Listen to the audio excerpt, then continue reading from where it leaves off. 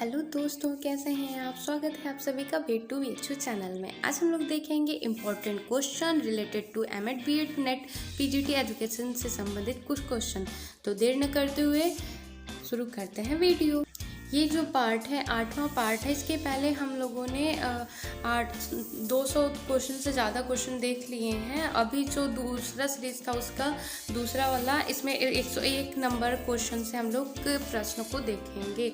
तो यदि आपको ये पीडीएफ चाहिए या अन्य जानकारी चाहिए तो हमारे वे टू वीएचयू चैनल से जुड़े। अभी तक हम लोग 9 से 10 एमएड के लिए रिवीजन कर रहे थे। अब रैट का एग्ज़ाम आने वाला है तो उसके लिए भी ये अत्यंत महत्वपूर्ण होगा। तो बढ़ते हैं आगे। Question number 101। तो इसका क्वेश्चन नंबर 101 है, आनुवांशिक रूप से जुड़वा समरूप बच्चे जो जेनेटिकली आइडेंटिकल ट्विंस होते हैं वो क्या कहलाते हैं। तो वो कहलाते हैं मोनोजाइटिक जुड़वा, मोनोजाइटिक ट्विंस बोलते हैं इनको।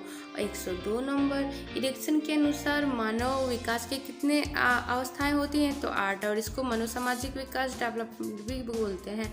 अब है मेंटल रिटार्डेशन, मानसिक मंदता किससे संबंधित है। तो मानसिक मंदता बौद्धिक न्यूनता से संबंधित है। अगला है 104 क्वेश्चन, सुरक्षा प्रणाली डिफेंस मैकेनिज्म क्या होता है। तो डिफेंस मैकेनिज्म अग्राह्य जो है का अर्थ सशक्त और रुचिपूर्ण उद्दीपक से उत्पन्न हुए मानसिक तनाव और चिंता को कम करने वाली अचेतन प्रणाली है। ये जो है सुरक्षा प्रणाली जो है अचेतन मन से हम लोग यूज करते हैं, जो हमारे स्ट्रेस हैं या फिर जो हमारी एंग्जाइटी है उसको दूर करने में। अगला क्वेश्चन है 104, कार्डिनल ट्रेट्स आधारभूत विशेषक होते हैं। तो क्या होते हैं ये जैसे कि वो कार्डिनल में था कि वो बीच में सेंटर में पाया जाता है, अन्य जो होते हैं वो क्वालिटी बगल में पाए जाते हैं। तो कार्डिनल जो होता है उसके द्वारा ही पूरा हमारा व्यक्तित्व डिनोट होता है, मतलब उसी से हमारा व्यक्तित्व चलता है। जैसे कि इसमें दिया हुआ है कि व्यक्तित्व के व्यक्ति विशेषक व्यक्ति के व्यक्तित्व पर इतना प्रभुत्व रखता है कि व्यक्ति का सभी कार्य उसी से प्रभावित होता है, मतलब एकदम फुल्ली डिनोट करता है। एग्जाम्पल के रूप में देखें तो गांधी जी का जो अहिंसा था उनके सारे कार्यों पे उसका इफेक्ट दिखता था, तो इसलिए ये कार्डिनल ट्रेट हुआ। अगला है 16 पी किसने दिया, तो प्रश्नावली किसने दी थी। तो ये कैटल महोदय ने दी थी। इसके बाद एक जो क्वेश्चन पेपर हमने सॉल्व किया था उसमें आंसर के में कैटल की जगह जुंग लिखा था जो कि गलत था, और लेकिन कैटल होगा। अगला है 106, बुद्धि का त्रिआयामी सिद्धांत किसने दिया है। तो ये जेपी गिलफोर्ड ने दिया है, इसे एसआई मॉडल भी कहते हैं। अगला है कि वालास ने सृजनात्मक के कितने स्तर बताए थे। तो 4 बताए थे। अब उनका सही क्रम कौन सा है। पहले होता है तैयारी, फिर उद्भवन, प्रबोधन और फिर सत्यापन। तो इस तरीके से 4 होते हैं।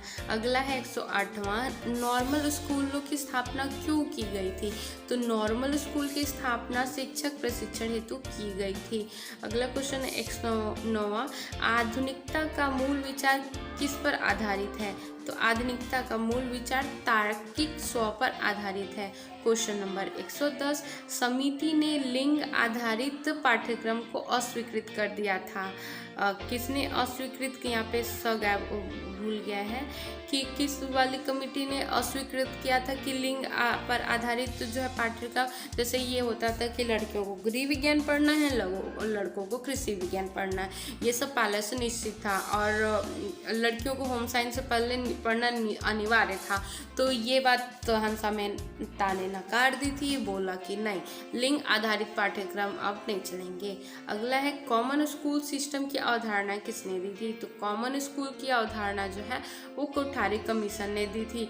पड़ोसी विद्यालय का कॉन्सेप्ट भी इसी ने दिया था। कोठारी कमीशन ने ही कहा था कि ऐसा वह कौन, मतलब भारत के भविष्य का निर्माण जो है वो भारतीय कक्षा स्कूल के कक्षाओं में हो रहा है। तो ये भी कोठारी कमीशन ने कहा था। अगला है, कार्ल मार्क्स ने सामाजिक परिवर्तन के सिद्धांत को आर्थिक निर्धारक, किसने जो है सामाजिक परिवर्तन के सिद्धांत को आर्थिक निर्धारक सिद्धांत के रूप में वर्गीकृत किया था?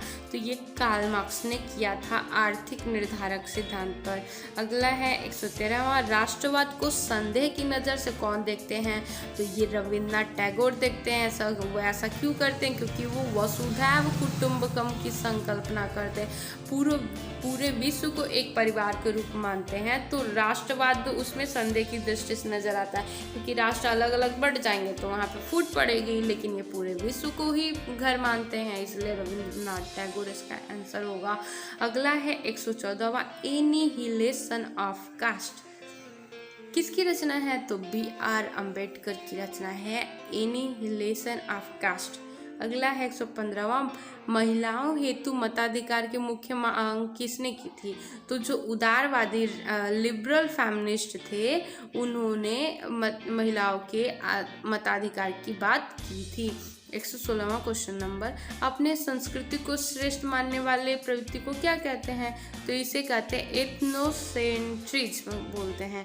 अब अगला है, सांस्कृतिक विलंबना किसकी रचना है?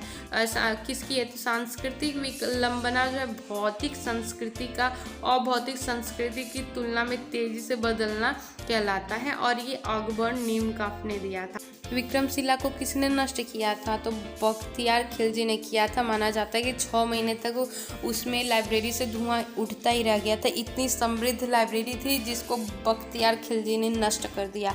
अगला क्वेश्चन, ब्रिटिश काल में शिक्षा थी। तो ब्रिटिश काल में शिक्षा अभिजात वर्गीय थी, अर्थात तो उच्च लोगों को शिक्षा देने की बात की थी, जिससे कि वो छन छन के नीचे तक पहुंच जाए। इसके बाद है मदरसा, जो है किससे संबंधित है? मदरसा प्राथमिक शिक्षा से संबंधित है।